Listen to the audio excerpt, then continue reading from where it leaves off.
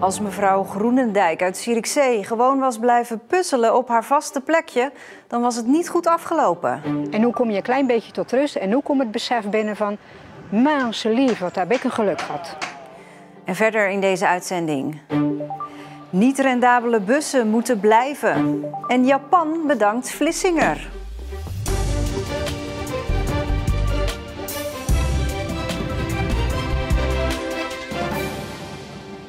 Goedenavond. Zierikzeeënaren pakken de draad weer op dag 2 na de tornado. Huizen worden gerepareerd, tuinen en straten schoongemaakt. En zo komen ook bijzondere verhalen bovendrijven. Zoals dat van Cora Groenendijk. Nou, dat zal ik je vertalen. Normaal gesproken zit ik hier altijd in dat hoekje, puzzeltje doen, boterhammetje eten, krantje lezen. Maar het werd heel erg donker buiten. Ik dacht, ik moet naar boven mijn ramen dicht doen. Nou, ik heb dus mijn ramen dicht boven dicht wezen doen. Ik kom hier beneden en ik kom hier ook. En ik denk, wat is hier in hemelsnaam gebeurd? Wat een ravage, wat een ravage. Heel mijn raam naar binnen gevlogen. Met zulke stukken dakpannen, met nokvorsten. Een ellende. En nu kom je een klein beetje tot rust en nu komt het besef binnen van, mensen lief, wat heb ik een geluk gehad. Ik heb een beschermengel op mijn schouder gehad. Afgelopen nacht heb ik best lekker geslapen. Maar dan kwam je toch weer een beetje, de adrenaline was gezakt. Je kwam een beetje tot rust. Je weet dat alle instanties voor je bezig zijn. Komt allemaal goed. Bent u trots op uzelf? Ja, eigenlijk wel, ja. Eigenlijk wel. Ja. Als ik dan zie wat de ravage en als ik het dan nu weer zie hoe alles alweer een beetje aan kant is. Dat ik ook de oude buurtjes een beetje had kunnen biesten. Ik ben heel trots op mijn eigen. Maar ik ben nog trotser op alle werkmannen. Als ik nu zo naar mijn dak kijk, vanochtend lagen er een heleboel pannen vanaf en nu is een eermaal alweer gerepareerd. Vinden jullie dat nu niet gigantisch prachtig? Dat is toch mooi? Uit het verhaal van mevrouw Groenendijk blijkt wel hoe groot de veerkracht is van de inwoners van deze stad. In vrijwel elke straat wordt heel hard gewerkt en overal zijn mensen bezig met reparaties. Het is duidelijk, Zierikzee pakt de draad weer op.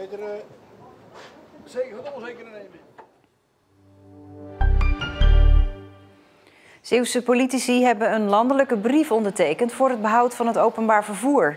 Het kabinet wil noodlijdende vervoersbedrijven vanaf volgend jaar niet langer betalen. Onacceptabel, zeker in Zeeland. Omdat er binnen Zeeland heel veel onrendabele lijnen zijn. En dat is ook niet erg, want daarvoor is het openbaar vervoer. Maar als het Rijk dus nu zijn bijdrage terug gaat brengen, ja, dan betekent het dat er hier belangrijke lijnen wegvallen.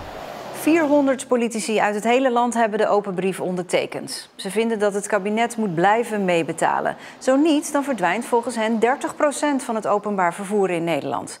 En vinden opstellers van de brief, openbaar vervoer kost nu eenmaal geld. Wij vinden het belangrijk dat er in openbaar vervoer wordt geïnvesteerd. En we moeten af van het kapitalistische denken op het openbaar vervoer dat het continu winstgevend moet zijn.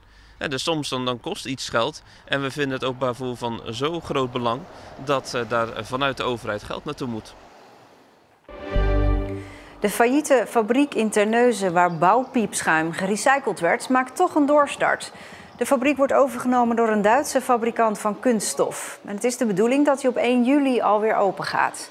De piepschuimrecyclingfabriek was na een jaar al failliet. Volgens de directeur kwam dat door de coronacrisis en stijgende brandstofprijzen. In de fabriek wordt piepschuim vermalen en daarna vloeibaar gemaakt. De medewerkers die nog geen nieuwe baan hadden, kunnen wellicht terugkomen. Een aantal boeren in Zeeland willen ook buiten het jachtseizoen hazen dood kunnen schieten, omdat ze voor schade zorgen aan de gewassen. Het jachtseizoen loopt van oktober tot december. Het grootste deel van het jaar mag er dus niet worden geschoten.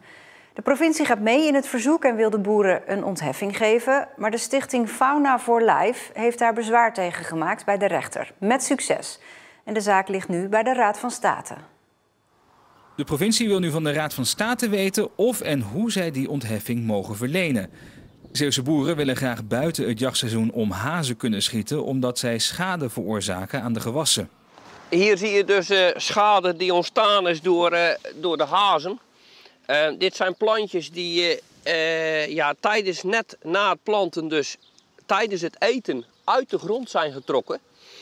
En ja, die liggen dus hier nu te verdorren. En een haasje die eet met zijn tandjes en trekt dan het plantje omhoog. En trekt dan de net gepoten plantjes dus gewoon uit de grond. Kijk, hij zit nu te eten. Hij eet nu van de blaadjes en dan gaat hij weer. Wat denk jij dan? Daar gaan we spruiten? Nee hoor, dat is eigenlijk hartstikke mooi. Dat beestje dat hoort hier in het landschap. Daar geniet ik van. De plantjes zitten nu nog stevig vast in de grond. Op deze akker is in de eerste weken na het planten een afweerkanon geplaatst om de hazen af te schrikken. Maar dat is niet altijd genoeg. Als een boer dus alle preventieve maatregelen heeft getroffen en ik kan aantonen dat hij voldoende schade heeft, dan moet die uitwijkmogelijkheid er zijn om ook in de zomer dus een aantal hazen weg te kunnen schieten. Er zijn omstandigheden dat dat gewoon noodzakelijk is. Nou, de schade die ze veroorzaken moet beheersbaar blijven. En daarom willen wij jagers blijven jagen. En daarom willen we in kunnen grijpen als het nodig is. Fauna for Life blijft erbij dat je de hazen ook op een andere manier kunt verjagen. Een datum voor de zitting bij de Raad van State is nog niet bekend. Het zal niet op korte termijn zijn. Peter Smit uit Vlissingen is op een bijzondere manier geëerd voor zijn verdiensten voor de sport jiu-jitsu. Hij kreeg de 7e dan, een rood-witte band, van de Japanse jiu-jitsu-federatie nota bene. En zo'n 7e dan hebben maar heel weinig mensen. Stoot in die buik, hè? Je stoot in de buik? Ja. Het is gebaseerd op zelfverdediging. En dus alles wat je op straat tegen zou kunnen komen, daar moet je op zelf leren verdedigen. Dat is handig. Jiu-jitsu, het is al meer dan 50 jaar zijn lust en leven. Peter Smit uit Vlissingen geeft onder meer training in de zelfverdedigingssport die hem zoveel van de wereld heeft laten zien. Dat lesgeven, dat doet hij nog steeds, gewoon in zijn achtertuin in Vlissingen. Maar sinds kort wel met een heel bijzondere rood-witte band om zijn middel. Dat is een 7e dan jiu-jitsu. En die heb ik gekregen van de Japanse federatie. Omdat ik voor Japan een programma heb geschreven waar zij mee werken. Ja, het klinkt misschien gek, het komt uit Japan origineel. En een van de Zeeuw heeft een programma geschreven waar de Japanners mee werken. Daar ben ik wel trots op. En Matthijs, wat maakt training krijgen van Peter Smit anders dan misschien van een andere leraar? Ja, het is altijd in ieder geval met heel veel plezier. En dat zie je, ja, altijd wel plezier, maar met een lach. Sommige trainingen zijn een heel stuk strakker en hier kunnen we eigenlijk best wel veel lachen. En serieus zijn tegelijk en leer je tegelijkertijd echt ongelooflijk veel. Het geeft toch op een of andere manier een bepaalde kick waarbij je toch weer denkt van boem, juist. En ook dat je het telkens keer op keer kan handelen. Met liefst 55 jaar en jiu-jitsu-ervaring is Smit een student van de sport. Het lesprogramma dat Smit ontwikkelde voor Japan, het land waar jiu-jitsu vandaan komt, werd onlangs internationaal erkend. De rood-witte dan is daarvoor een eervolle bekroning.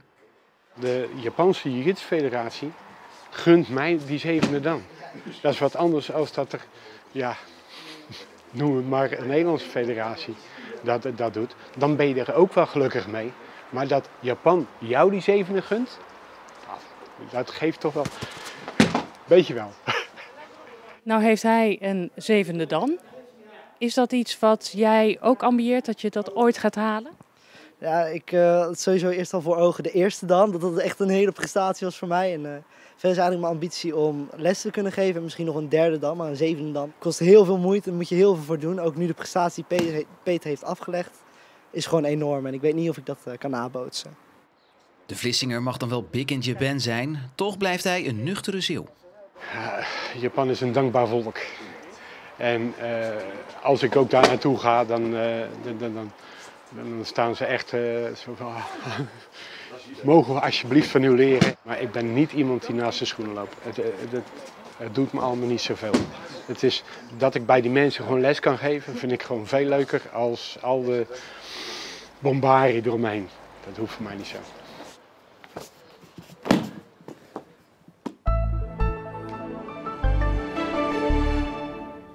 Veel zon vandaag. Later op de dag ook wat stapelwolken. En het was warm met 25 tot op sommige plekken zelfs 28 graden. Morgen ziet er heel anders uit. Bewolking, regen, misschien ook onweer. En het wordt een stuk koeler, niet warmer dan 20 graden. Tot zover Zeeland Nu. Een fijne avond gewenst.